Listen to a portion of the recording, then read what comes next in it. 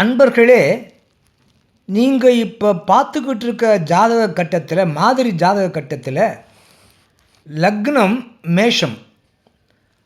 அந்த மேஷ லக்னத்துக்கு 4ஆம் இடம் கடகம், 9ஆம் இடம் தனுசு. இந்த 4ஆம் இடம் கடகத்துக்கு அதிபதி சந்திர பகவான், இந்த 9ஆம் இடம் தனுசுக்கு அதிபதி குரு பகவான். அந்த 4ஆம் இடத்துக்கு அதிபதியாகிய சந்திர பகவான் இங்கே 9ஆம் இடத்துலையும், இந்த 9ஆம் இடத்துக்கு அதிபதியாகிய குரு பகவான் இங்கே 4ஆம் இடத்துல கடகத்திலையும் பிறந்திருந்தா, மேஷ லக்னம், 4ஆம் இடத்து அதிபதி சந்திரன் 9இல், 9ஆம் இடத்து அதிபதி குரு 4இல்.